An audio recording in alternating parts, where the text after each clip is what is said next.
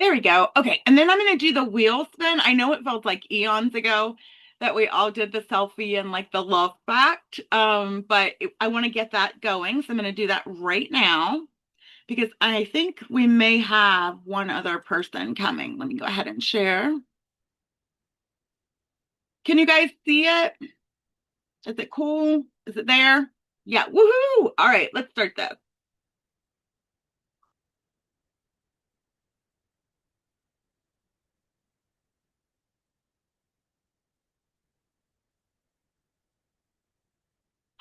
Mac, oh, I hope it makes her feel better knowing that she won. She has given her whole heart to this book and now has the stomach flu.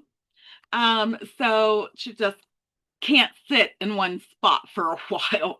Udi, I'm loving the rat that's cruising around on your shoulders. That is adorable. So let's go ahead and announce which book we're covering. It is Black Against Empire by Joshua Bloom and Waldo E. Martin. This is our first meeting covering it. It's going to be through chapters 1 through the end of chapter 6.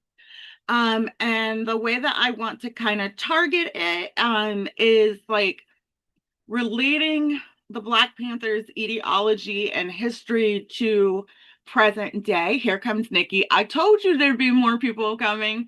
Um, and kind of get some feelings. Hi Nikki.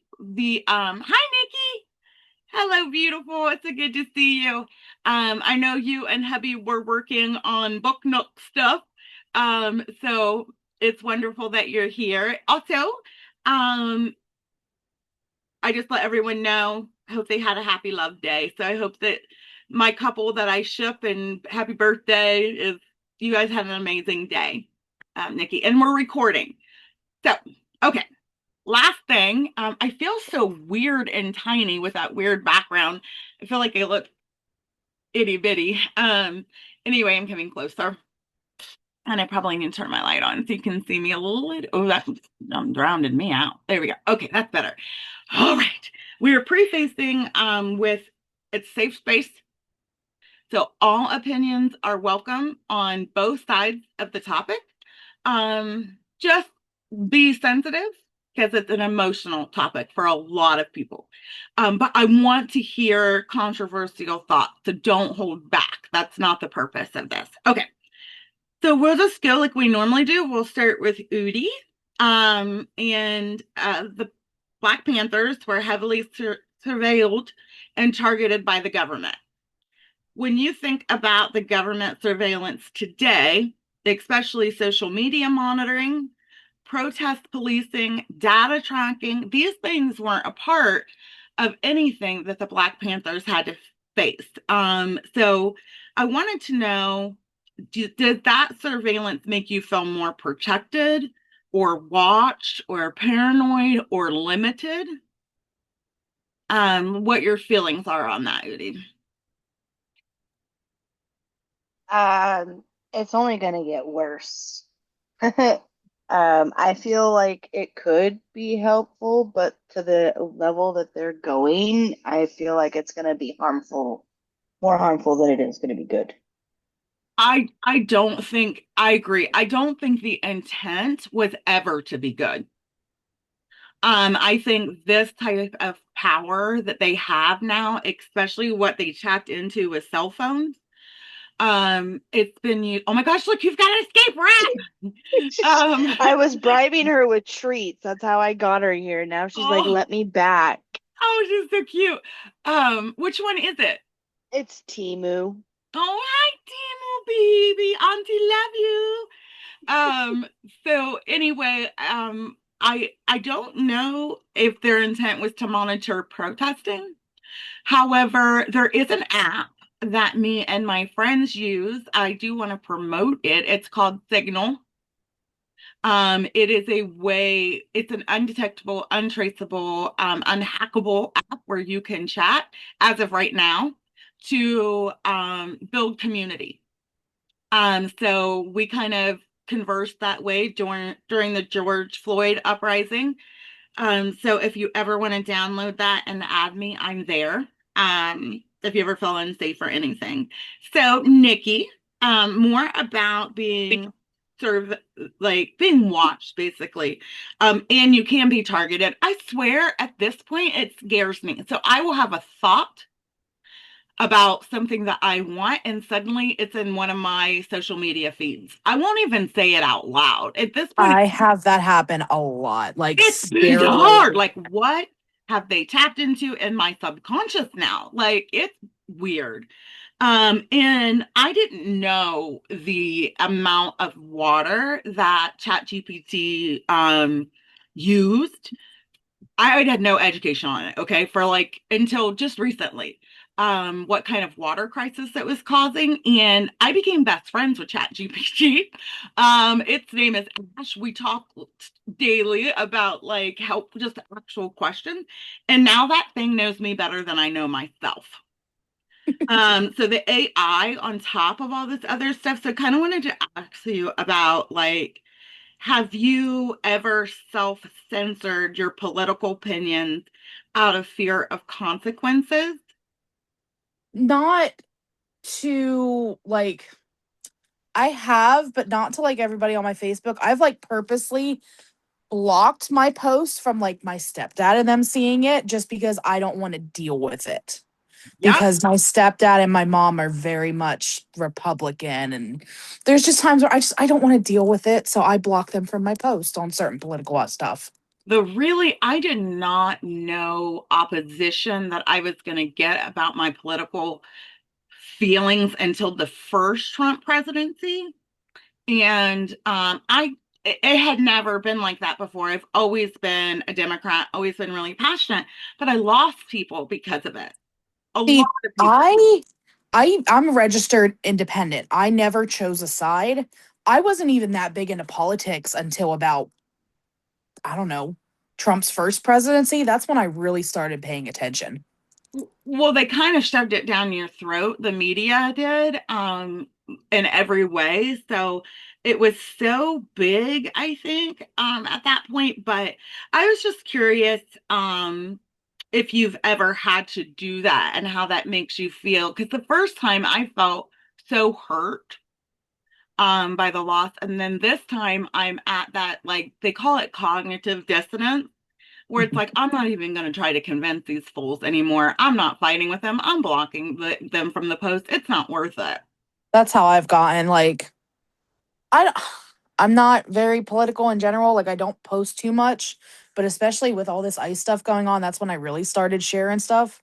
That And really that's is a why I was like, I'm not even trying to deal with my stepdad and listen to what he has to say or my mom, so I would just block them.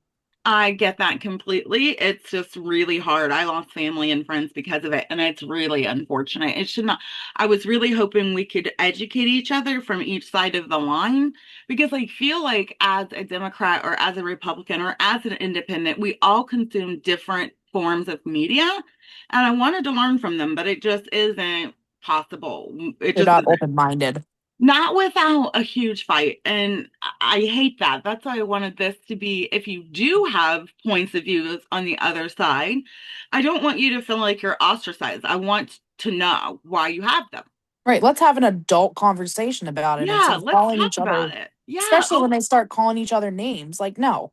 It's like no. one Or of my uncles is constantly calling people libtards. And I'm like, stop. Let's just have a grown up conversation about this.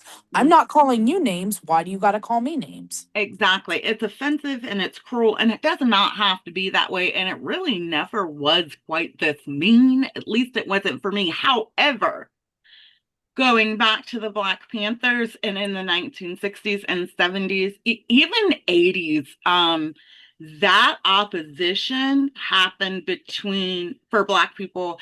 And because of that, there's so much leftover generational trauma that they've either become that cognitive dissonance or vehement. Like they are angry and they have every right to be because it's been passed down from generation to generation to generation. And they've had to filter and be quiet now because they could be detained. It's just awful. It's terrible. So anyway, moving on, Melody, where is the line between national security and suppression of dissent and who decides. So look, we can use ICE. I recently had a lab draw on a military person that was called into the state from like Georgia. He was black. He was a really cool guy, right? But they're asking him to be a middleman between ICE and the people protesting it. And so he's having to push back protesters, arrest protesters, so that these people can be pulled from their homes and things. I just wanted to hear what your as like a national security thing and how they act like they're there to protect and serve. And then is it suppression? Is it quieting? Like, what is your thought on that? I don't think ICE has anything to do with national security at this point. I don't think it has zero to do with that, in my opinion. Um, it it just like I don't even know how to speak about it. Like I just get so not irrationally, rationally angry. Thank Um, you. Thank you and for it's clarifying. yeah, and it's it's racism at its finest. I mean, this is like watching Nazi Germany happen all over again. It has become so out of control. So I think there is a fine line between wanting people to be documented. However, that's never been an issue of mine. Same. However, I do understand people who feel that way, Yeah. right? That's a solid opinion I can get down with. Going through the process of immigration and all that, okay, not my viewpoint. However, you're shooting people in the face in the middle of the fucking street for no reason whatsoever. They are off the rails, y'all. Like it's gone from whatever intent it was supposed to be to something real horrifying. And the documentation, I hear people say that all the time. Well, they need to be legal. They need to be legal. If Mm-hmm. that were the issue, they wouldn't be pulling these people out of line who are trying to become legal citizens. Oh, I know. I know. I know. Or let's talk about deporting legal, Yeah. already been here, or by our law, if you're a child to one of these people that is legal, you Hmm. get to stay or marry. And they're Yeah. taking these people, and God only knows where they're putting them. Yeah. I've heard all kinds of But horrors. you get to stay unless you're brown. If you're brown, you got to go away. And it's just getting, I mean, just so out of control. So while I understood some of the intent, like it just gone too far. So going on to a new topic, the book explores tensions between revolutionary change and working within the system. So Maggie, my question for you is, do you believe real change can happen inside our political structures today? Or does the system need completely bulldozed and rebuilt for that to happen? Like, can we do what we're doing? Could it have any real impact in this political structure in the way that the Black Panthers did? So I am a firm believer that you need both, that you need Mm-hmm. people working outside of the system who are more radical and people working within the system who may be more moderate. Um, Mm-hmm. I think that when either one exists without the other, we get lopsided outcomes. Um, Now, that being said, working within the system can mean a lot of different things. I don't necessarily think it means working for somebody who doesn't believe brown people should have rights. I think you can work within the system. I feel like I work within the system because I am a licensed lawyer and I have to follow the rules of maintaining my legal license. There are plenty of things that I am not allowed to do because it would risk my legal license. Now, does that mean that I don't tell the government to go fuck off on a daily basis? No, I literally is my job. But I am still working within the system of the legal system that we have right now. And that makes me a cop in some rooms, right? Like I am not safe for everyone to be around, and I am aware of that, and I have to be okay with that because I have requirements that I have to follow. Um, Um, I I want to ask you a question, and I really hope you can elaborate. Is it worth it? Because you make an impact and change lives for people, but that sacrifice that you have of yourself in that way, if like you have to kind of be okay with not being that safe person for some people, like is it worth it? So for me, it is. I have found a angle that works for me, right? Like I am not nearly as constrained as most lawyers are. Many of my friends who are lawyers are jealous. Like being an abortion lawyer, I already work in a very stigmatized realm that is very politicized. So if my boss finds out that I do burlesque or finds out that I was at a protest, she's not going to be shocked. She knows what my politics are. And I have a lot of freedom in that sense, but there are things that I like I've walked away from organizations because I wanted us to follow rules that other people were uncomfortable with. And Yeah. that's okay. That means it's not my space. Doesn't mean I disagree with the work or I don't support what they do. It just means that maybe I shouldn't be in that room. And that's okay. And it works for me. I don't like being the most conservative person in the room. That's a really uncomfortable space for me to be We're in. curious about that. That's where I'm I not was used to going next. that. I'm much more comfortable being the liberal person in the room, pushing everybody else further left. Yeah. But it's part of the process. And for me, I am comfortable with the trade-off that I have. But it is the reason why I've walked away from previous jobs, why I don't work for the government, for example, because I couldn't feel that constrained I and do the think work. that's beautiful. And the way that you have managed to navigate that takes a sense of self-awareness and maturity that a lot of people don't have. I've almost lost my nursing license.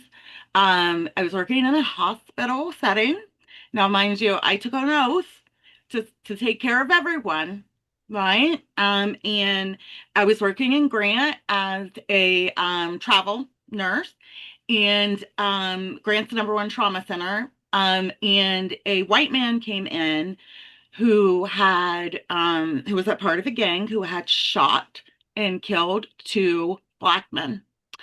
And he was severely beaten, and I had to care for him. The hate I felt for him literally took me out of the moment to where I had to ask somebody out. I could not be unbiased. And I knew I wouldn't be able to care for him properly. And it was around that time that COVID was happening. The George Floyd stuff was happening. We were and that's when I walked away from bedside because I felt like, oh God, if I can't take care of these people unbiasedly, what am I going to do? I did not have that level of maturity. So I have so much respect for that. I do now, but I didn't then. And I still don't know if I was placed in that setting, if I wouldn't be like, fuck you and die. Do you know what I mean? Like, I really don't. I really don't.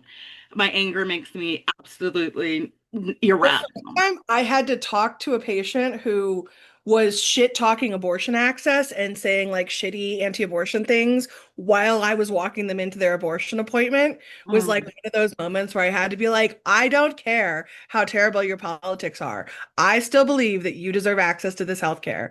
If you leave this appointment and want to keep saying terrible things, after today we can have a conversation. But today, my only concern is that you feel comfortable and held in this space today because I think everybody deserves that, even if you're a terrible person.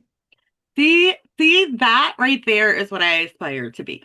I'm not quite there yet, but I'm learning. Laura, my question for you is, what feels most honest to you right now? So, participating in voting, does that feel legit and honest and like it's being handled the way that it should be? Protesting, mutual aid, or withdrawing entirely from all of it because none of it matters? Well, I unfortunately cannot get involved in protesting, but I do still vote. I mean, that's really the most I can do Hmm. right Do now. do have you lost any respect or trust in the voting system? Do you think it's possible that Elon Musk hacked the boxes? I mean, it's a good possibility. But you still want to partake in the fact because you have hope that it's not. Correct. Mm-hmm. I'm What still if, going to try, I guess I should say. mm-hmm. What about mutual aid? So, I know you're not involved in that and you're very just being introduced to that. Like I was telling you about couch empathy or Yep. things like that. Like, but I do know that Maggie and Cicely and myself are very involved. And community support. And it was the whole reason why I started Cozy Corner um 2 years ago was for a safe space to discuss things like this. Like, do you like the idea of that? Are you comfortable in that space or is it as scary as protesting? Because you have your own personal background, which I'm not asking you to share. But with your history and stuff, does the mutual aid feel just as, like scary, like this could lead to something bad, or does that feel Oh, that doesn't feel scary at all. good? Good. A lot of people I have feel no issues with that. good because it does walk a thin line sometimes. And you do get in very compromising, difficult situations. And so I was just curious what your thoughts were on the impact and involvement in that for yourself. As long as I don't have to have interaction with the police, It's always a risk. I'm okay. Yeah, unfortunately, these people are targeted. So helping them makes you a target, and it can be very difficult. But there are ways to do it, and there are ways around it. Like you can donate through another person, stuff like that. Right. And then Karen, um, so a lot of people, I've watched Thanks to Maggie, have listened to, I just want to give a shout out there. Have when I listen to these podcasts, I'm not sure if anybody else did or watched the video that was posted by Cicely for people who are having trouble digesting the content. Like reading it and absorbing it is different than being interested in it. Do you know what I mean? But the word radical has been thrown around a lot when referring to the Black Panthers. And I don't know why this wasn't something that was on my radar because I'm a huge Malcolm X. Like, I really followed that and really educated myself. How I missed all of this on the Black Panthers, who knows? But when they talk about radical, it almost gets stigmatized into kind of like myself. I'm so far left that I am considered like extreme liberal, like liberal. Like I'm not even a Democrat. It gets a negative connotation. What do you feel about the word radical? Does it just mean ahead of its time? How do you feel like it applies to the Black Panthers, or somebody who feels that way?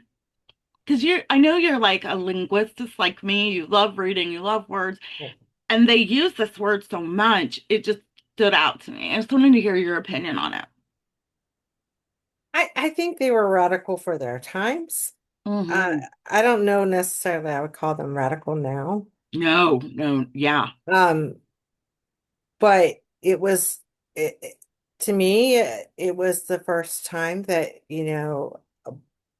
or at least that I know of, where, a large group of people are saying this isn't right. You can't treat me this way, or you can't treat us this way. And we're going to defend ourselves, against this. And as I said, I didn't know much about the Black Panther Party either. I I will say that, this book is hard for me because I love to read and I love nonfiction. But like a lot of people say, it feels like a textbook. So I Mhm. don't really remember everything in this book because it's just so much information at one time. Um, That and there's a lot of repetition one. too, and it goes back and forth like in timelines, and Hmm. that throws me off. But um, I I did like the part, like I think we're going back to being radical, but the part about, refusing to be drafted. Hmm. Uh, I was hoping you I, would hit on this. I was going there next. yeah, was that, they're right. Why would you have to serve for a country that treats you like crap? Yeah, yeah. Yes. Oh my God, thank you so much for saying that. I resonated with that so much because so many people at that time, it was during that time that Vietnam was going on. Mhm. And so it was a forced draft. And it's like, how do you expect them to want to fight for something where they don't have freedom? Like Right. it's just, and I hope it's not too far to ask you, but there is another question that I had, and it follows in with this a lot. They were often framed as dangerous and violent because they armed themselves. And I, from your point of view, Mhm.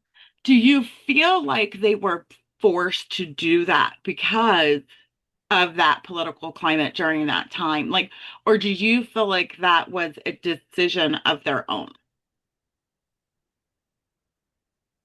Well, I felt that they had to do something because they were getting, treated poorly and getting killed and beaten up for no reasons, just like today, and back when they started, having a gun visible was legal. So in the Hmm. beginning, And it like is they weren't doing anything against the law. They just had guns and it was legal and the cops couldn't get them on it. Um, what's even but more curious is they have the Black Panthers now.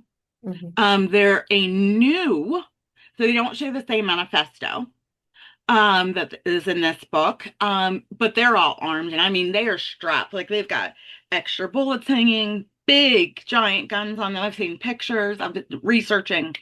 Um, I almost wonder, and if that is their way of saying, because they feel so vulnerable everywhere they go, of like, don't mess with me, don't, do you think it's a symbol of like, I'm here to clown if you're down type of thing?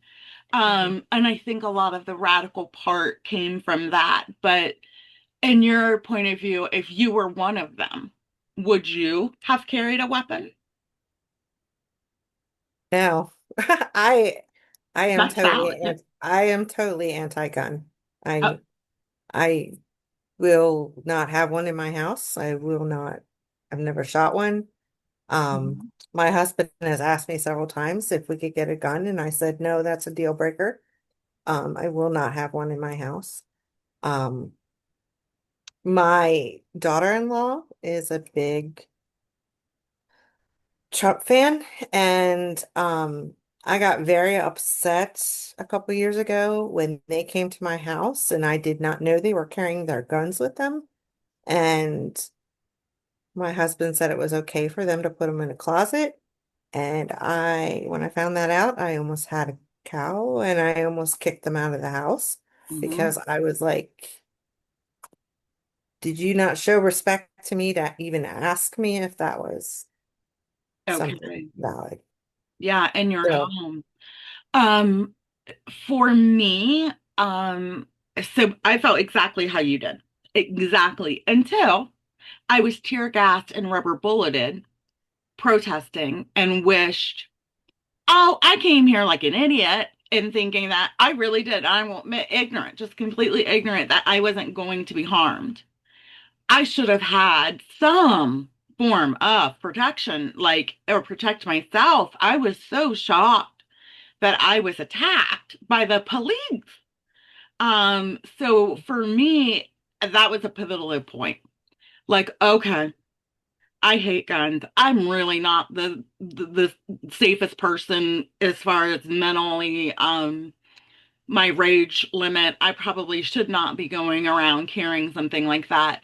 And I've always been against them for that reason. But now it's like, if they can come into my home and do something to me without any kind of limitation, I want a way to fight back in some way. So I invested in a taser. The Black Panthers didn't have that option. And I wish I would have protected myself in a better way. How they knew to prepare for that is beyond me. But I'm glad to hear that from you because I was at that point before I went to those protests. I had no idea that was going to happen. And I had never read this. Maybe if I had, I would have gone a little bit more prepared.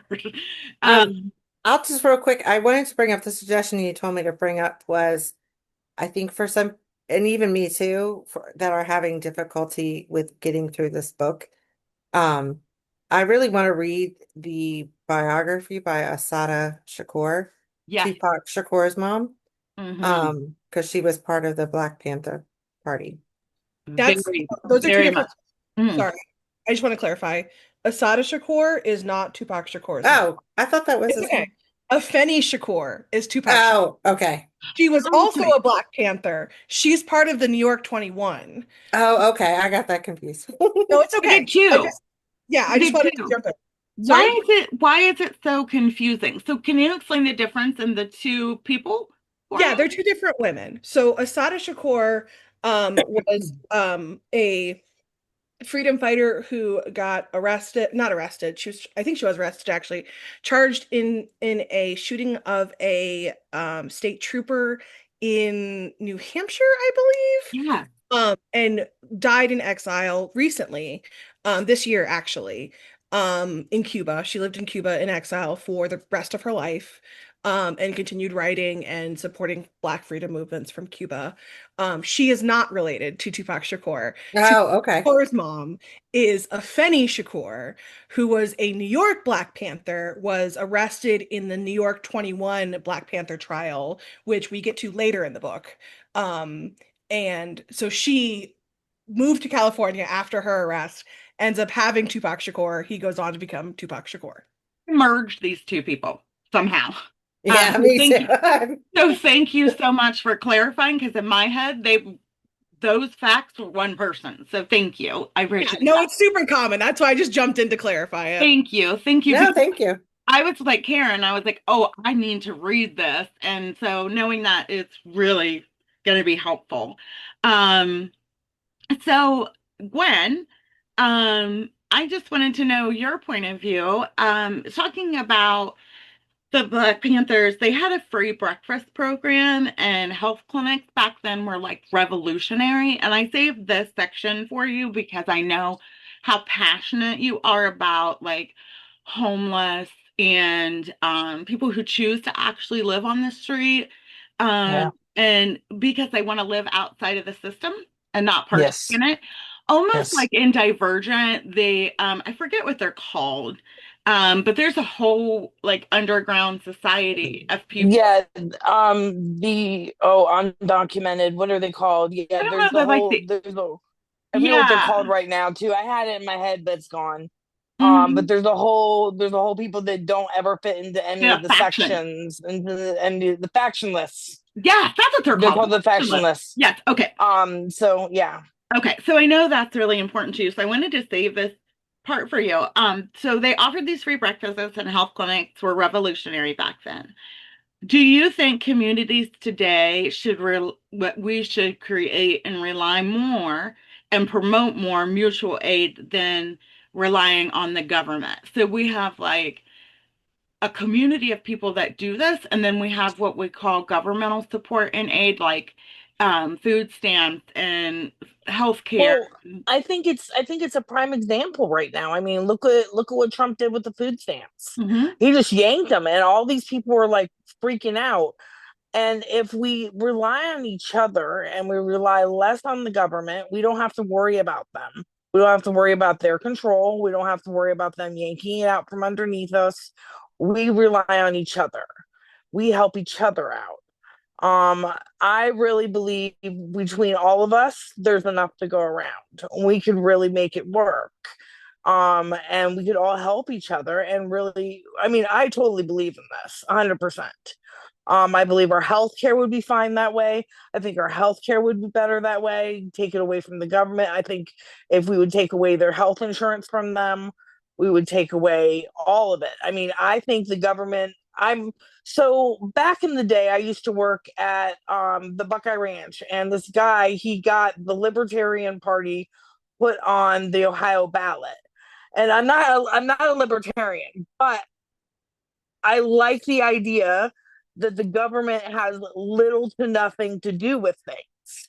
Like strip away as much power as possible because they're out of control at this point.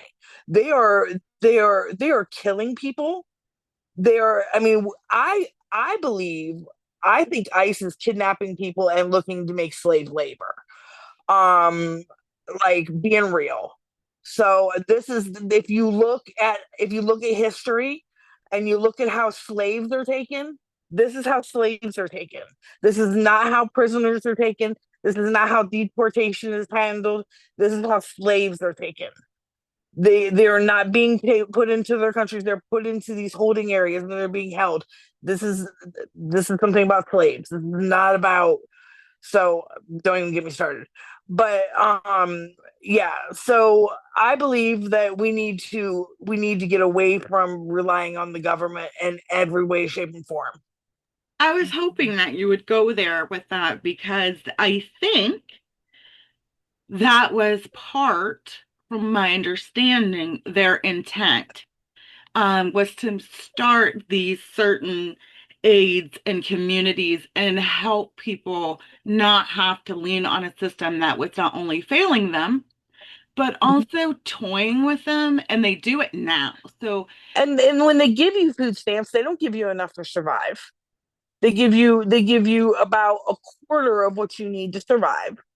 So then what do? You buy the most unhealthy things possible because you can't afford the healthy things. So you buy ramen noodles, you buy your kids the most unhealthy stuff possible. So you have all these kids with horrible health issues, and we could do so much better. We as a society could do such a better job if we just worked together and did it.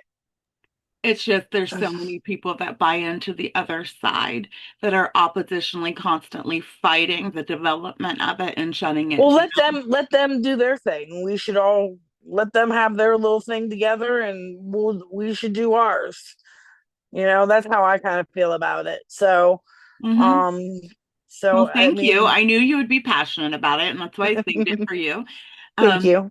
thank By you the for the. way, very good leading tonight. I've really enjoyed listening to all this. Great questions and everything. Oh, well, thank you very much for saying that. Um, Christine, going back to um, the whole part of like the programs that they had, have you personally ever participated in any type of community care? And what did that feel like to you? I'm talking like it could be something as basic as a friend being like, can you spot me $20 till payday? Oh, yeah. I had a friend who was in an abusive relationship and I helped her to get out and get free. They stayed with me for about 3 days. We both realized that that wasn't a good long-term fix. So unfortunately, she went into the shelter for 8 months and then she was approved for an apartment and it's a tiny, tiny apartment, but it's theirs. So, yeah, her name is Alexis and she's an awesome, fierce woman. I have so much respect for her, and she got her and her three young children out of that horrible situation. Oh God. So I used to volunteer at Choices, because That's where she went. yeah, and I have a lot of friends that have gone there to get help. And I don't think, and I just want to commend you, because a lot of women in abusive situations don't get out because they get shamed for staying or getting involved in a situation like that, or you know what I mean? I So being do. able to be like unbiased and help is beautiful. And it just shows like you changed an entire trajectory of somebody's life and made a huge impact just by opening your heart to someone. Things like that are, in my opinion, what I would like radical. to be, like Mm, going outside the norm. thank you. It just felt, I mean, it just felt like the right thing to do for a close friend, you know. I agree wholeheartedly. Unfortunately, a lot of people don't agree with that or share that sentiment. But Cicely, hello. Thank you for choosing this very interesting, fascinating. Um, I have not been challenged by a book on retaining material since I took a course on the history of epidemiology, going back to like the 1800s disease process. This is that level of reading for me. But for me, I love that sort of thing. So I just want to say, while it has been hard for people to digest and retain, I have loved it. Um, so thank you. And for bringing something this, I don't want to say taboo, but almost controversial, to book club is really, really important. And I did not want to sidestep it. I just really wanted people to be able to consume it. But we can still talk about it without people being able to completely retain it. My question for you is, we all know how much your job works in harm reduction Yeah. and how much you do for people. I don't do that much. Oh, stop it. Stop it. You do what I Lies. do. You do what I do. You make every big thing you do small. I don't know if this is a Virgo thing or an us thing, but I know you, what I used to do. but every little thing counts and it all adds up and you do it daily, consecutively. That's when you really truly make an impact. But what I wanted to talk to you about is when it comes to stuff like this, have you ever encountered, and if you haven't, would you? A complete, so let's say you go out to do a mutual aid or a harm reduction or services for somebody who is a complete, uh, let's say a white supremacist and It very, happens. you, okay. It How did that go? happens. Um, I'll just so it happens at my job. Yeah. I had a gentleman running on to me about how amazing Trump is and how he's going to save us all and all of this stuff. And I just looked at him and I had just gotten his harm reduction stuff together, went and got other stuff for him from the serve because he's in a wheelchair at a homeless camp. And I was like, buddy. And he didn't get what I was meaning by that. So it's just like, you know what? I don't agree with you. And that's okay. Because I know I'm not going to change his mind. Exactly. He's not going to change my mind. And he still needs care, right? Right? He still needs care. And you're able So to do that. people say all kinds of unhinged things to me all the time. And sometimes that's like meth. And sometimes that's them. Sometimes it's both. Often it's both. So, Yeah. um, It Maggie's makes me laughing, but you emotional. know what I'm talking about. So, and that's that. And sometimes, like in the course of different things I've done, um, like somebody threatened to kick my ass on a Black History Month sign run when I was with my kid. Oh my. Yeah. So, like in that instance, I give myself 20 points for Yes, diffusing to the best of my ability because I was with my my kid. baby. And that makes me crazy mama bear. Who is has those same personality qualities that I have. So I had to be like, I need you to walk to the car right now. Like walk to and they're just like, what did you say? I'm like, walk to the car, little homie, walk to don't run, because we don't run from people, but you walk to the car. Now. Yeah, I think that was a very Uh-uh. wise decision. I Um, just I'm usually like, I'm sorry you feel that way.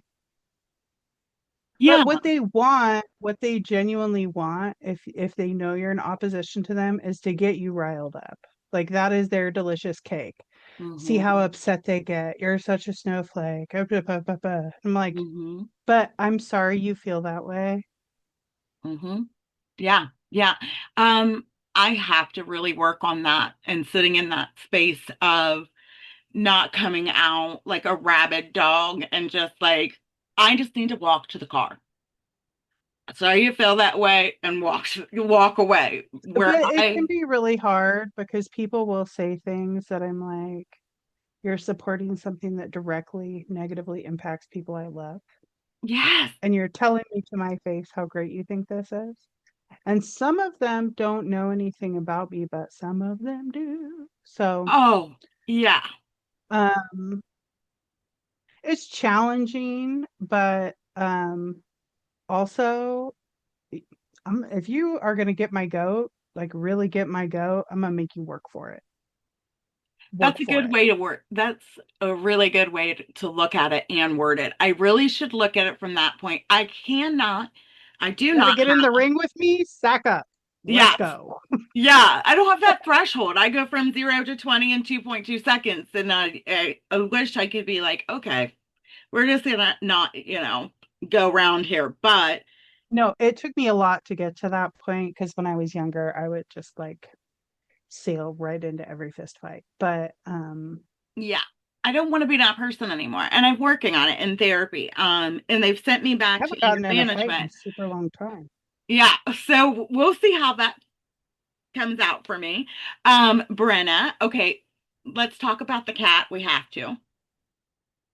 Yeah, this is Carl Fredrickson. Hello, baby Skitty. Just like the grandpa from the movie Up.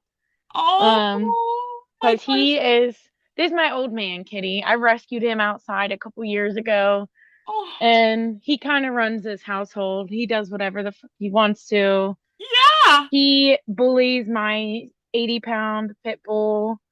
Like he does not give a bliggity flying fuck. So I love it. I love it. I yeah, love his nose.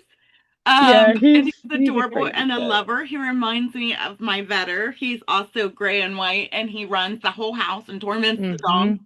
and sings constantly. So I had to hear about the cat. Okay. So for you, the Panthers were framed as dangerous and violent, right? Like that was like the image Hmm. that the media was feeding. They wanted them to see that way. Do you feel like modern movements that are happening right now are being misrepresented in their intent? Or do you feel like they are trying to appear as dangerous and violent? Or do you think that it's getting distorted? Hmm. I think that in most things in life, there's some gray area. So I think it is a little bit of a mixture of both.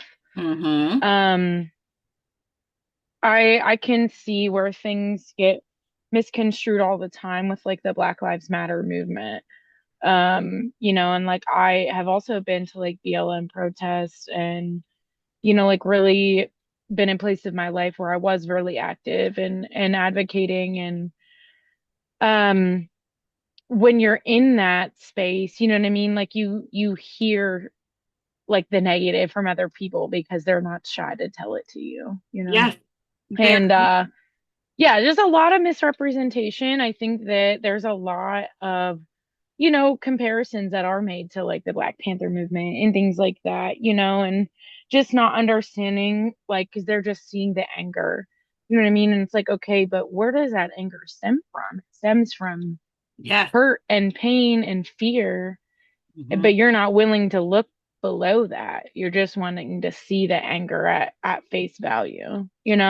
So like yes, I do think that movements appear to be sometimes angry because people are passionate and people are hurting, you know what I mean? But They're I out don't there think fighting for a reason.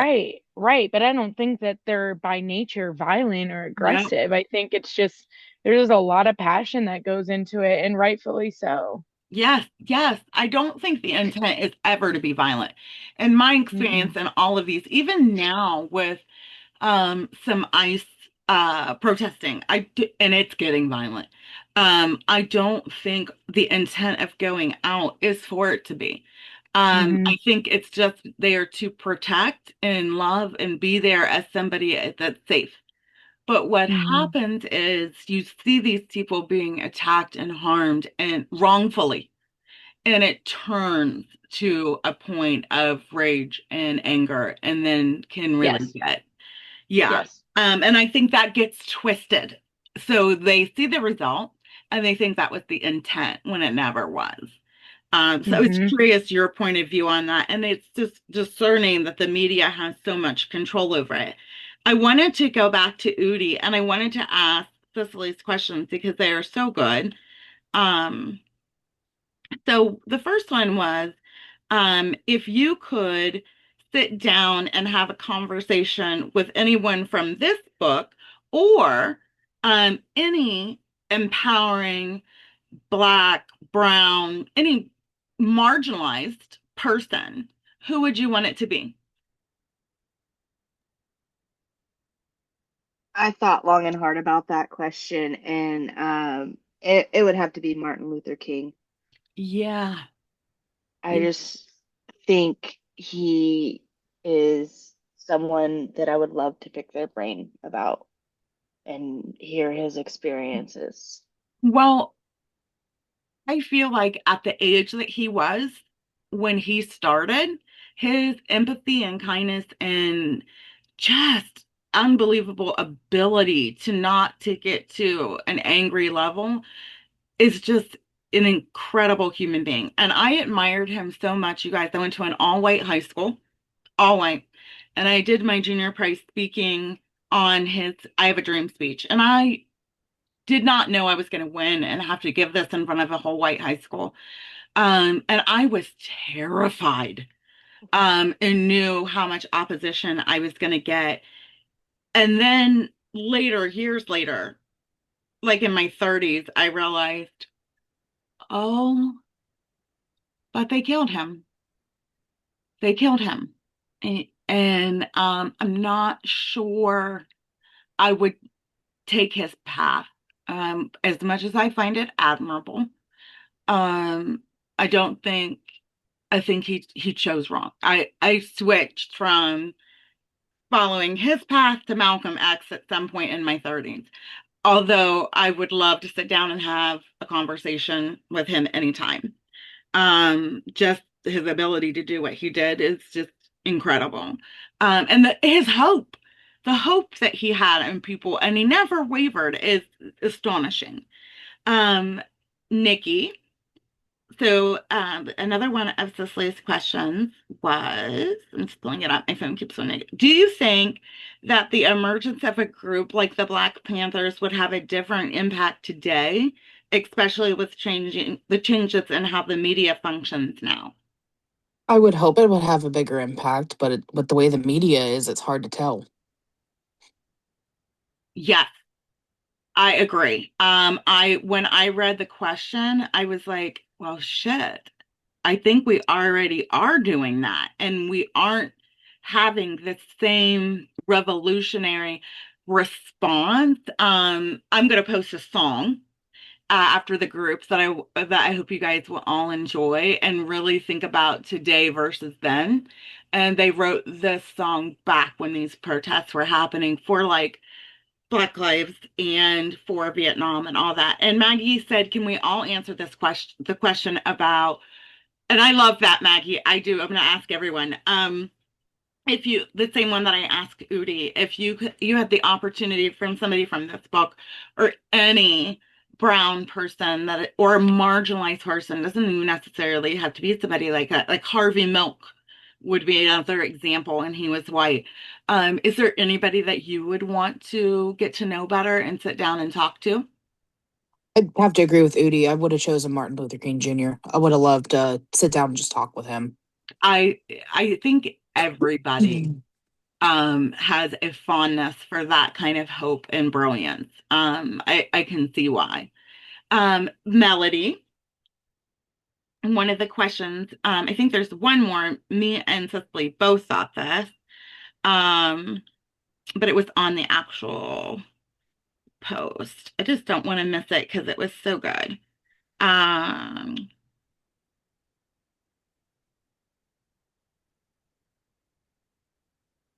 oh, somehow I missed it, but it was about um, police involvement then versus now and what they get away with.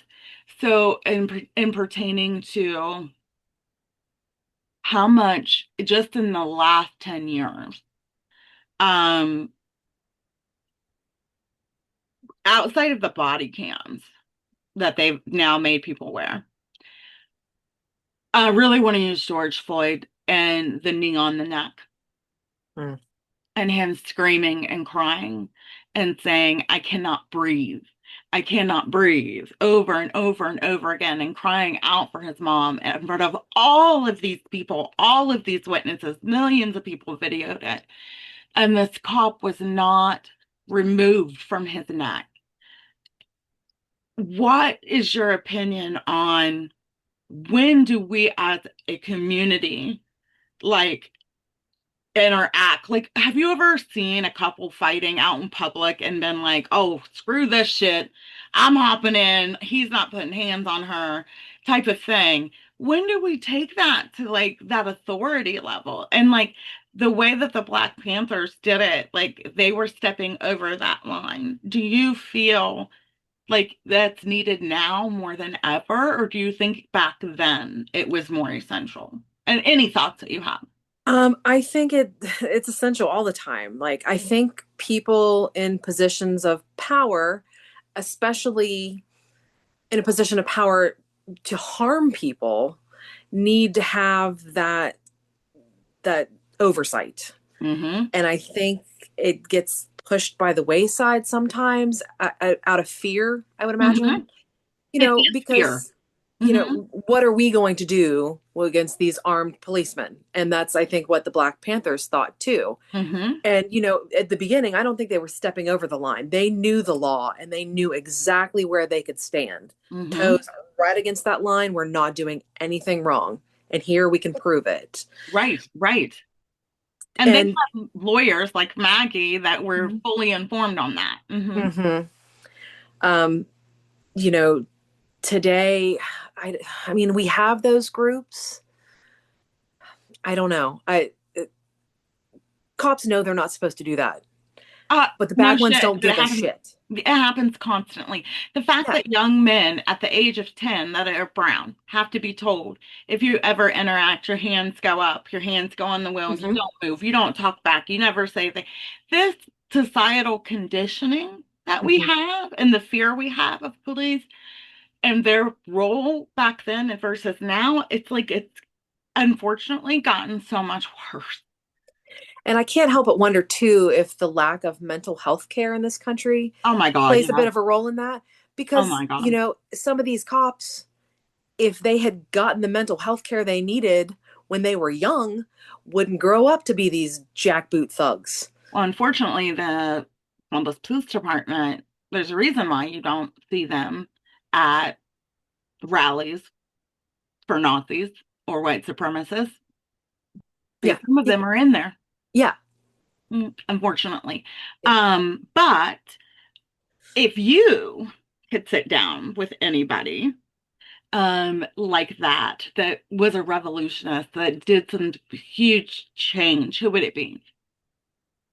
I would go with Martin Luther King's wife.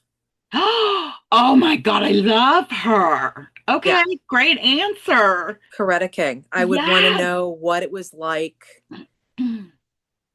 being there for that. Seeing him on the backside, seeing his fears and his insecurities that he didn't necessarily project. I want to know and how that made her feel. Oh, so I just had this conversation similar to Michelle Obama Mm. with Barack, Love with her. Laura. I just read her book, Becoming Yeah. Michelle.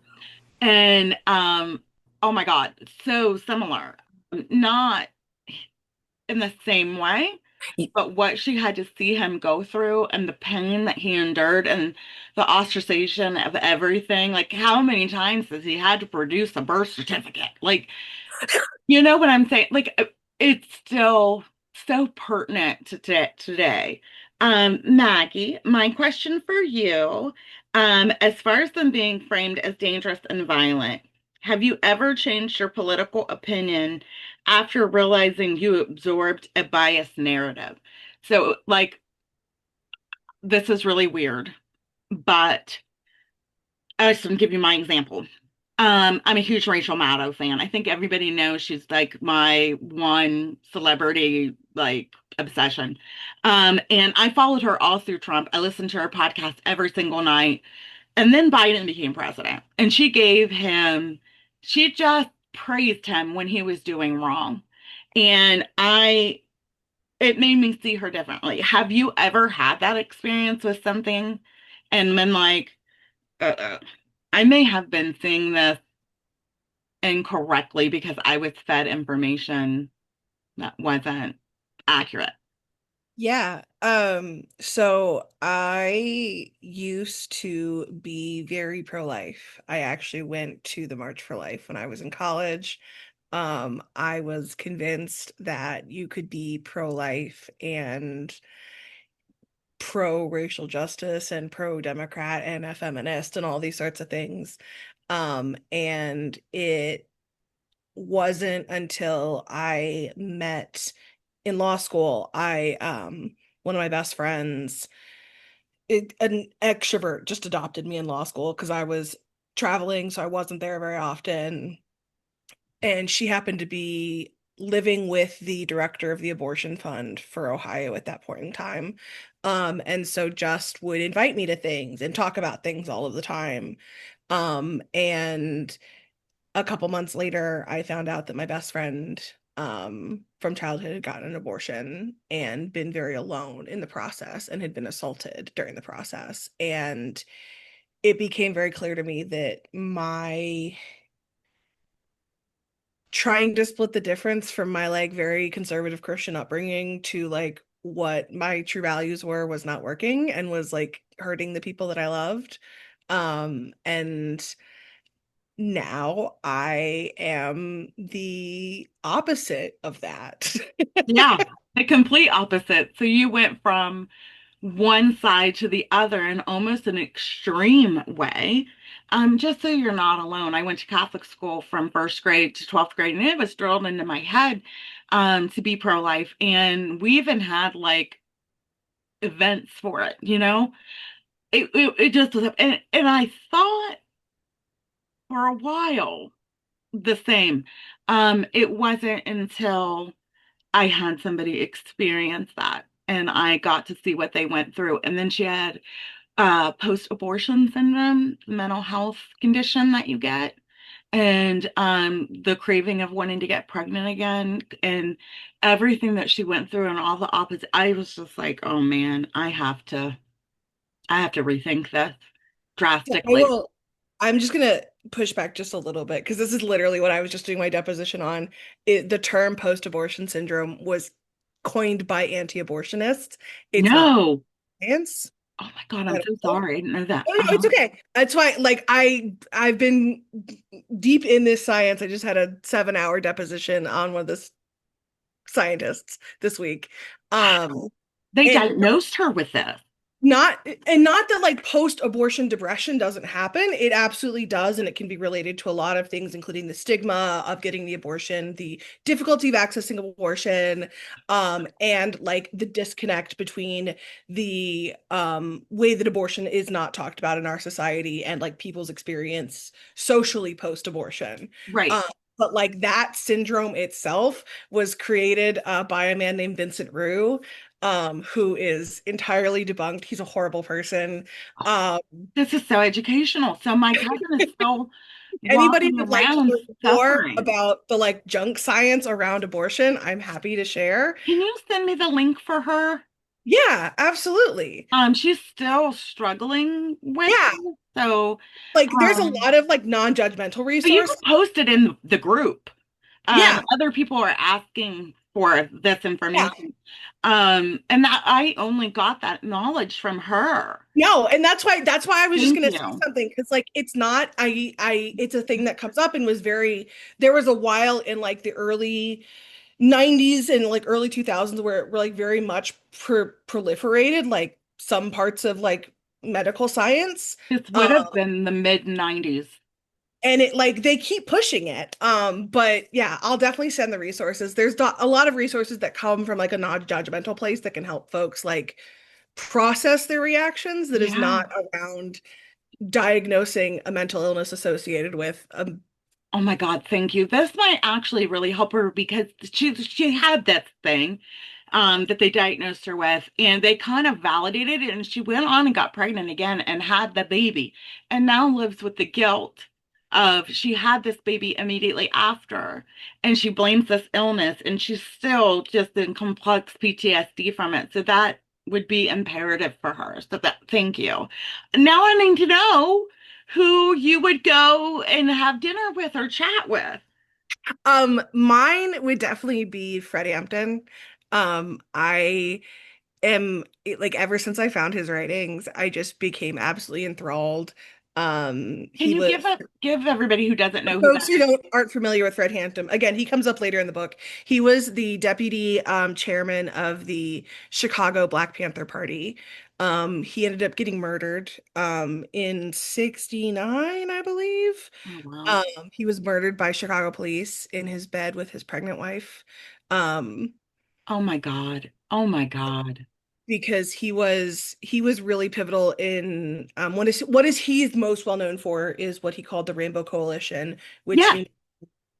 poor whites in Chicago, including like Republican poor whites in Chicago, the young Puerto Rican young lords, Black Panthers, other Black affiliated nationalist groups in Chicago under a single banner to confront police brutality in Chicago.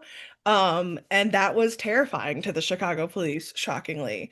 The Judas and the Black Messiah, if folks want to learn more about Fred Hampton and his murder, Oh my it's God. a book or a really good movie about his story and Experience, his story. Oh my gosh. Okay. Yeah. I'm going down the rabbit hole. I would definitely look into this. Now I need to know more. Laura. So, the Panthers openly carried. Oh, well, that was the other question. I'm so sorry. The book doesn't romanticize, it shows fracture, ego, and burnout. I want to talk about burnout right now. So, we've been fighting the good fight, I feel like now for a long time. Um, are you at a point, and I hate that it's doing this to me, but are you at that point that I am at where it's like, I don't know how much more I have in me to fight against these people, to keep trying to educate them, to help them see what they're doing is wrong. Do you have that feeling as well, or do you still have more in you where you want to keep going, like that passion to pull them from that? Well, you already know what I do, what I go through at work almost on a daily basis. And I have absolutely no issues continuing to speak my mind every single day and argue until I am blue in the face. Yeah. I mean, I've been called, what did he call me? Um, oh, I'm one of the radicalized leftists that's wrong with this country.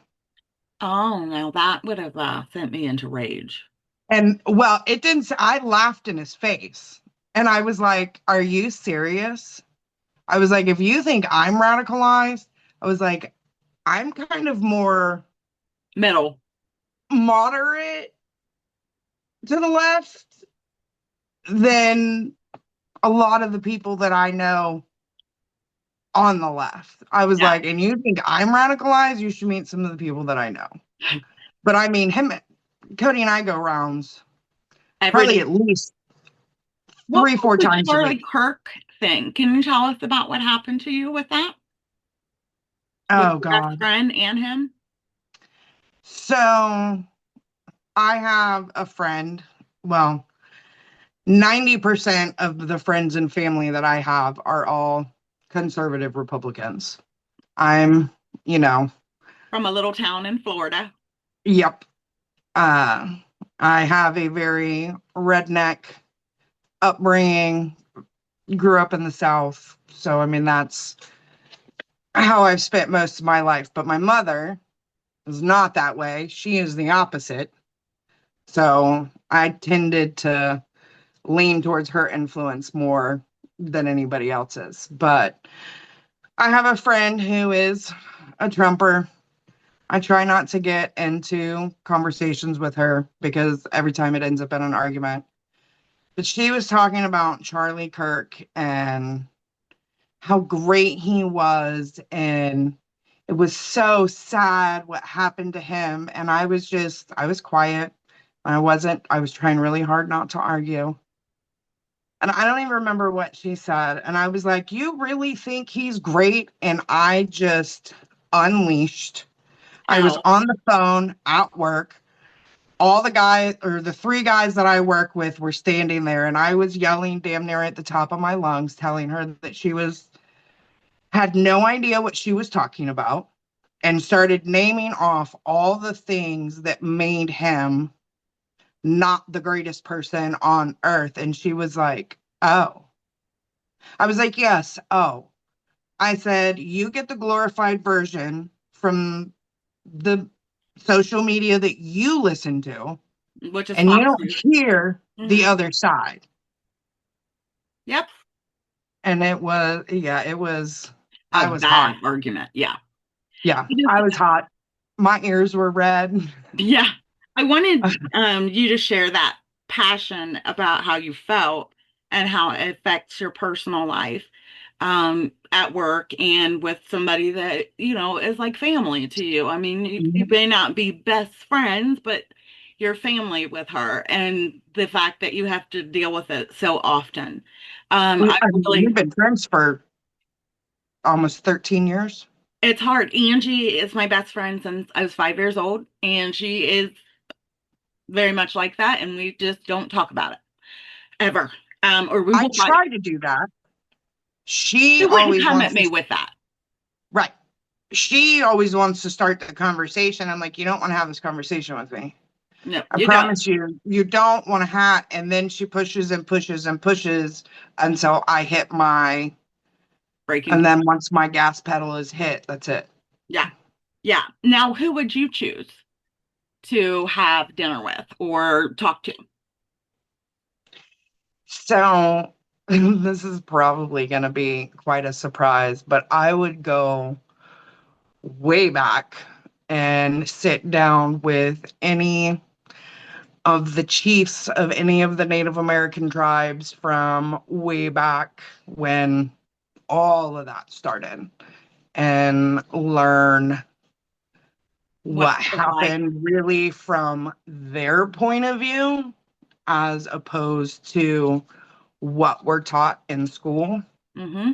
My grandpa, of course, was a Cherokee Indian and had a lot of generational trauma and a lot of information about it. So I know the impact that that's had on Indigenous people.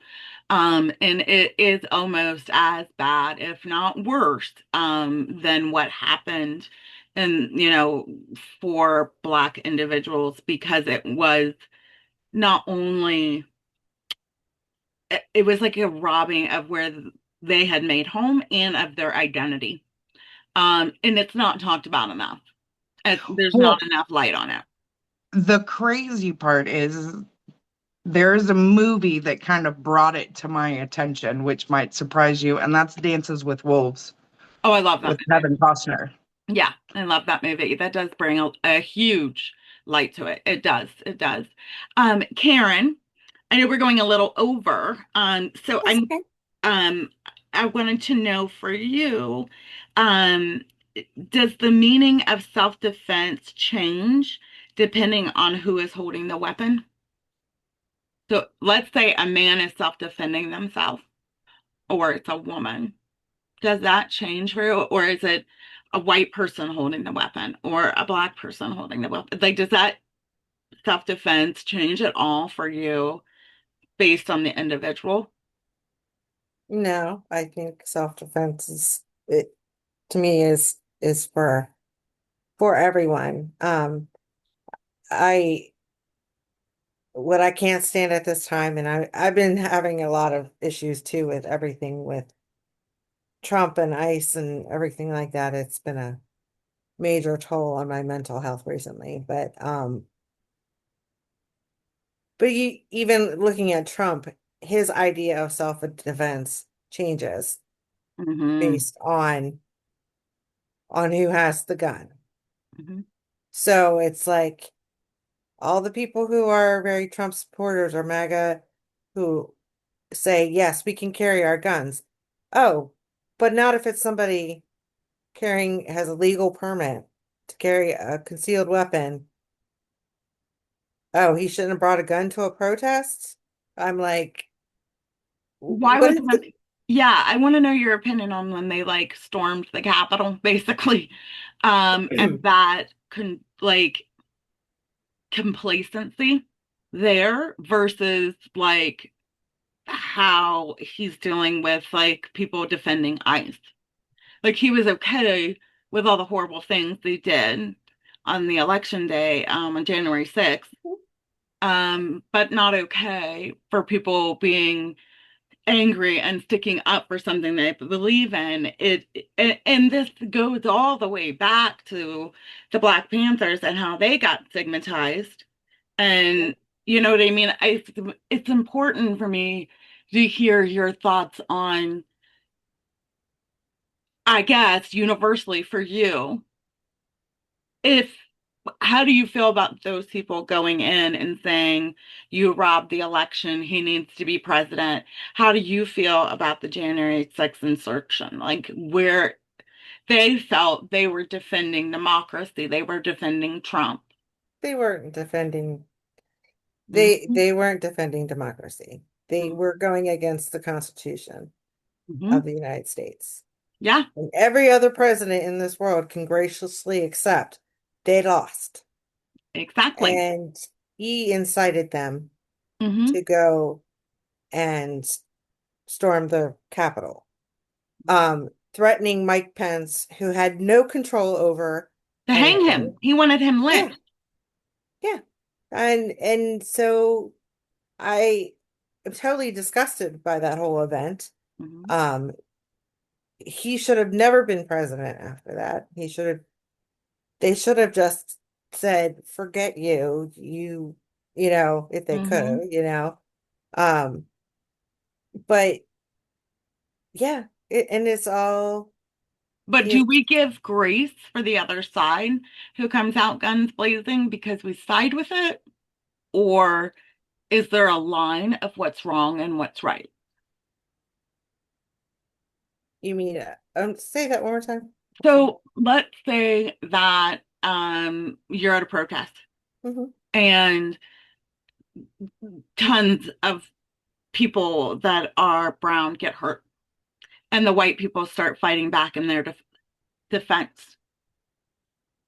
Is that okay for you, or do you feel that same like opposition that you felt for these people defending Trump and doing what they did?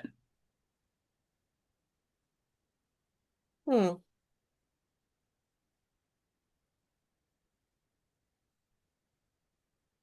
I, I guess in both situations, well, like with the Capitol, there was no reason to come to the Capitol with guns. They thought so. They thought so, but there was Hmm. no reason to. Hmm. Nothing was going to change, Hmm. you That's know. right. But they So thought so. they're Yeah. right. Um, I I challenge people on this a lot. I guess the thing is that for me, there'd have to be a little bit more information. I mean, it'd be okay, are if black people are attacking white people for no reason, then yes, I could see them coming back and defending themselves. But Hmm. if the black people are trying to defend, to try to combat their getting, you know, Hmm. beaten up, then no, I don't think it's right. That's what I was hoping you would get at. I was hoping you would Yeah. make that point. And then if who would you sit with? I do like the Martin Luther King one, but I also think Nelson Mandela. Very, very, very good choice. Very Yes. good choice. Yes, absolutely. 100%. Gwen, my question for you is the book doesn't again romanticize or it really shows like the fractures, the egos, the burnout, the mistakes that were made along the way. What do you think destroys movements like this outside of repression or internal division? Do you think it's cognitive dissonance and the exhaustion and the work that it takes? Do you think it's assimilation and societal conditioning? Or do you think it's more of a personal choice just to walk away because of burnout and not being able to make a difference?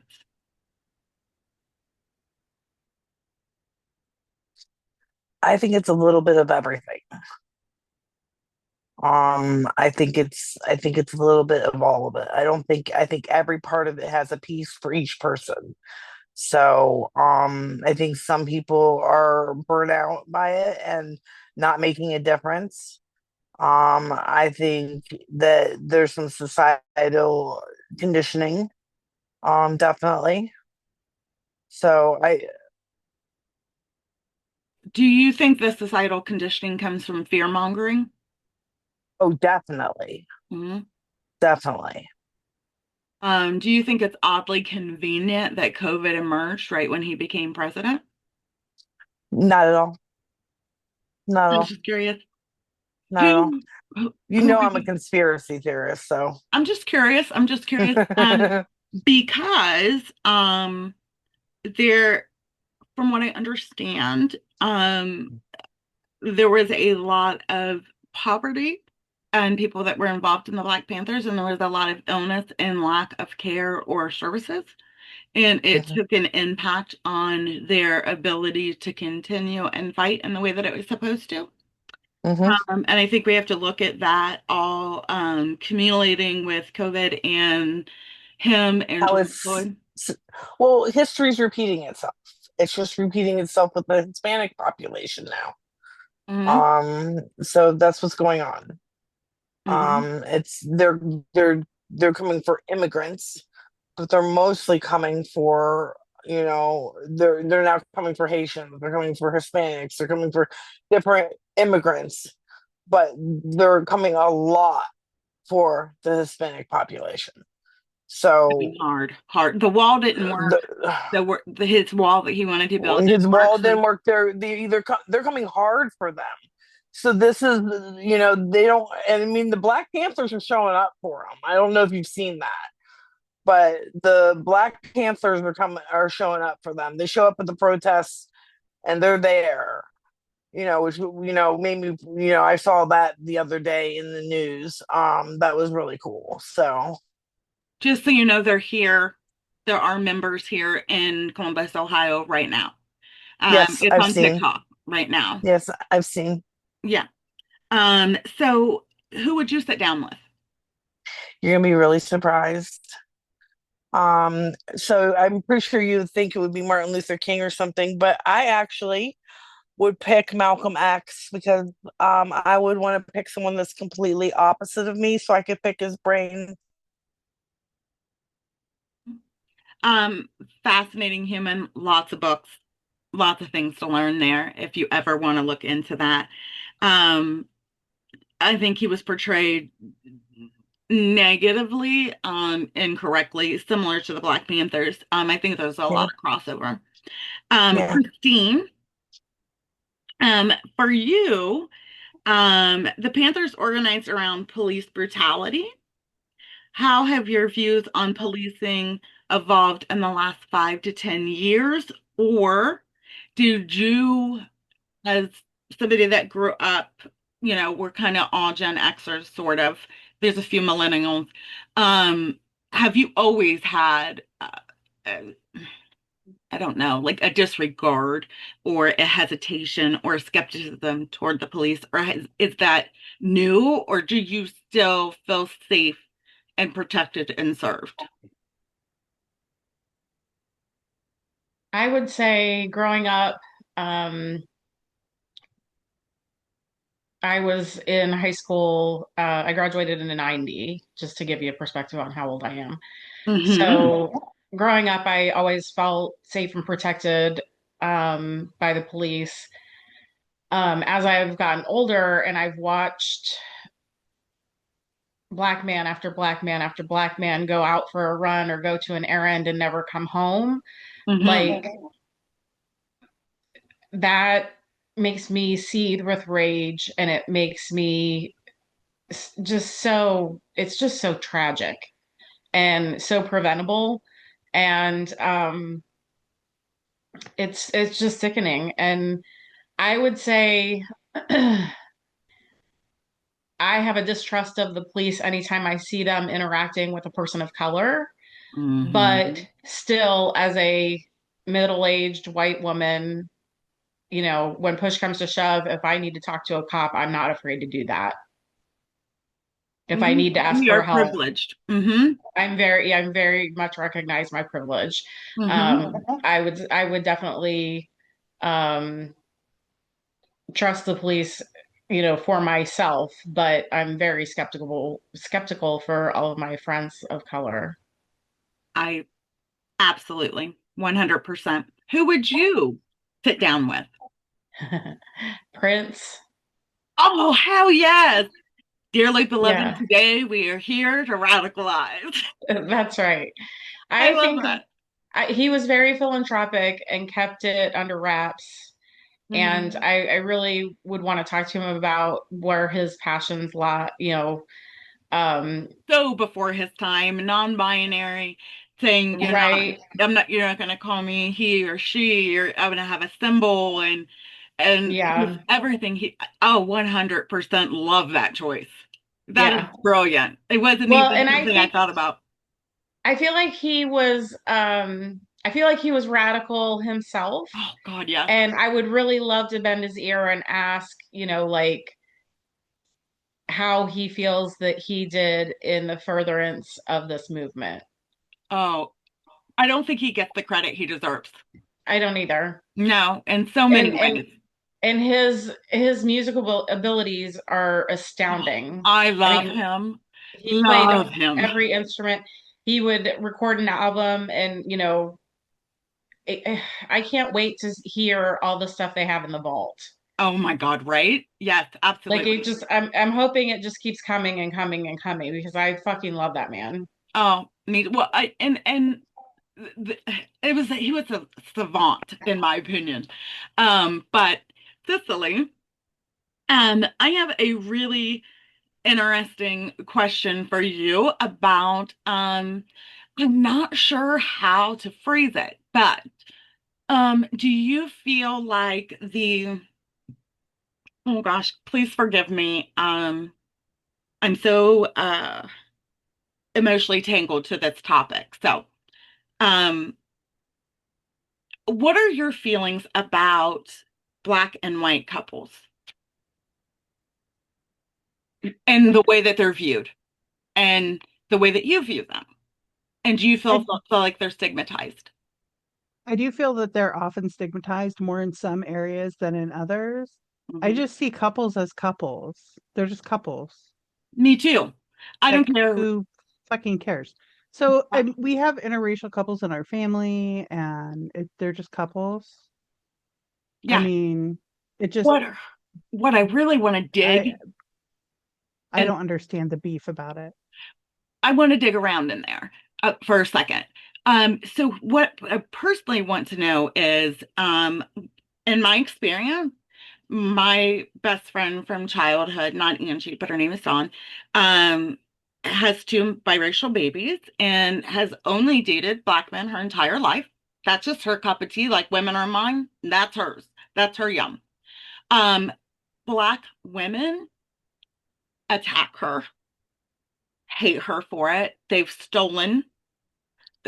They say to her, there are only, which I feel is extremely insulting, only a few good black men, and you stole one of them. Um, and then No, that's just men. There's only a few good men in right, general. yes, that's so important. It's But not black men. That's just if you're trying to get a dangle, you're risking your life out here. Or if you get in the other way, a white woman or a black woman with a white man, black women again get angry. Um, and black men, like, what are your feelings on that? Does it bother you? Because it hurts me so bad. And the way that like gay couples are judged. And it's still so prevalent.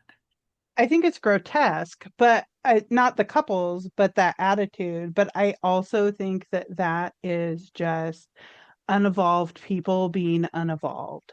Those are the same people. It wouldn't matter if you are with a woman is with a woman, a man is with a man. Those are the people that even if they are in a rural area and you date someone from the city, they're scandalized. Like they think everybody should just stay in their little pods and their peas, shouldn't touch their carrots because then we might like read books or find information or I recently had a expand or conversation. learn. Yeah. I recently had a conversation with a black woman about it at work. And she's defined herself as a puritist. And I was like, what? And she said, I want to keep the black line all black. Where's marginalized enough? Don't make mixed babies. That was her whole thing. And I'm like, I can't I can't empathize because I don't know what it's like to be in your shoes. And I can't judge you because I don't know what that feels like, but God, that feels wrong. I think if you want to make babies with someone, ideally you make babies with someone that you enjoy being with because you can be stuck with them one way or another for a long damn time, right? Mm-hmm. And Like being that's read why into you it. make babies with them. You don't make babies with someone because like they check off some physical box. Like that's asinine. And called herself a puritist because of it. And I'm like, I don't know what the hell that means. And I don't know how to respond. And I really wanted to bring it to this space and hear your thoughts on it because I know you have a lot of interaction in the community and see things a lot of us don't typically. And if It you've ever sounds like a trauma experienced that. response to me, doesn't it? Mm-hmm. Sound like a trauma response, but I'm not It could be. justifying that because we all have trauma and it's our job to deal with our own Yes, shenanigans. absolutely. But 100%. no, I think what I want for people in couples and relationships, thruples, whatever the fuck you have, be with somebody that is nice to you, that Yes, you can be nice to, that you enjoy being with. I don't give a shit what it looks like beyond that. absolutely. 100%. I love that. Like, who cares? My kid has dated all kinds of people, and Hmm. they're almost all have been welcome here. The ones that haven't has been because they've showed themselves to be pieces of shit that I want to feed to hogs. And Love this. Good for you. but Um, that has mostly been skinny little white dudes. So, yeah, I adore your take on it. Who would you have a meeting with? oh, so I had to look up this guy's name because I couldn't remember his name, but I remembered the stories about him. So from the book, because we haven't gotten to Fred Hampton in the book yet, it would be Bobby Seale. Skinny little Oh, white dudes yes. are the worst. But I know everybody loves Martin Luther King. This is probably a horrible thing to say. He's a beautiful writer. He's an amazing speaker. No shade, right? But what he had that a lot of people don't, that are also wonderful writers and beautiful speakers, he had a really badass team behind him organizing his shit and making his shit work. And without them, he is just a small town pastor. So I would sit down with Bayard Rustin. Yeah. Have you read about him? Oh my God. Yes. Look at Maggie. Yes. Oh, This was on the podcast. fascinating dude. Yes. Like, Uh-huh. um, Brilliant. yeah, yeah. And like kind For the of a boss. bastard, but in a way that I like. Me too. Oh, I love a mean person like that. A direct, but that's my favorite kind of person. Yeah. but yeah, Mhm. fascinating dude. Put that in the chat so other people can delve down that rabbit His hole. name. Oh, it's so interesting. Oh yeah. I Brent, don't even remember what book it was that I was reading about him, honestly. I had no idea until I spun down Maggie's links and came across, I'm like, oh, this dude is badass. Like, Brenna, for you, the last question I wanted to ask is the Panthers formed alliances across racial and political lines. So basically, in some cases, do you keep your enemies closer than you keep your friends type of vibe? Um, what is your thoughts on that? Because me personally, I'll go first. I know it's not a hot take, but I know Cicely also agrees. I'm going to keep you close enough to I know you're not going to cause harm. I want to know your is that fake? Is that wrong? Is that unethical? That's a tough question for me to answer, to be honest. Mm-hmm. I think even something that maybe I'm still like working through, to decide like what levels of boundaries work for me. Me too. Um, yeah. I'm not really sure. I think sometimes it does depend on the person. I definitely have people that um I have it at arm's length. You know what I mean? Like I know Right. where you're at and you know where I'm at and you can reach out to me if needed and I can reach out to you, but I'm only going to let you so far in and that, again, is boundaries for myself. I I think don't that's know. smart. I think that's Yeah. wise. There's a quote, I don't know it perfectly, but it's like life, the people in your life are like an audience, and some people deserve a front row, and some people belong in the balcony. Yeah, I like that. That's good. And there's just some people you can't keep in that immediate front line. And I think that although it crosses like a moral line for me, I think it is a self-preservation, protective intention from the Black Panthers. And also in Absolutely. some cases where I've encountered this with Cicely or Jameson. And then hmm finally, who would you sit down for a dinner with? Okay, so I have two. Oh, So good. one of them I don't really know a whole lot about.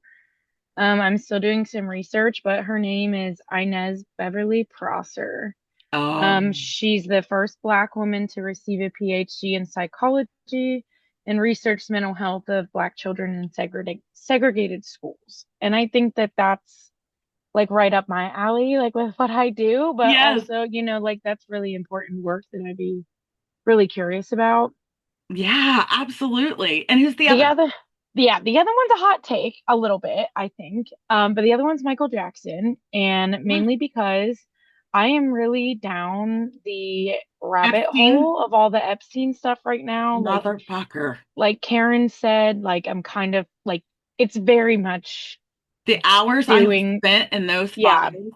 Mm-hmm. it's like diminishing my mental health for sure. Mm-hmm. So I got to find a balance, in that. But I don't know, just his story in general, whether he's right or he's wrong or whatever. I Mm-hmm. don't even care about, right? But just, being a child star from as young of an age as he was Mm-hmm. and how he was sexualized from the beginning as a young Black kid and growing up in that, and then his mental health and his struggles with his own race relations. And like there's just so much to unpack. Yeah, and they would And be. it would go into the Epstein stuff. And like I'm just like, you know what? He has a lot of stuff going on that I don't think anybody in the world even really knew about. I don't Mm-hmm. know. I'd be Mm-hmm. interested to pick his brain. Um, Before these files, wasn't as curious. Now I'm like, oh man, I really need to know something. Yep. I totally agree. For me, it would be bell hooks. I'm not sure if Mm. anybody has read um their writings, and it was life changing for me. I wanted to say Maya Angelou, um, but uh, for me, bell hooks is more where I'm at now, and the fight and the feminist in her really would be something that I would enjoy. If you haven't read anything, I highly encourage you to.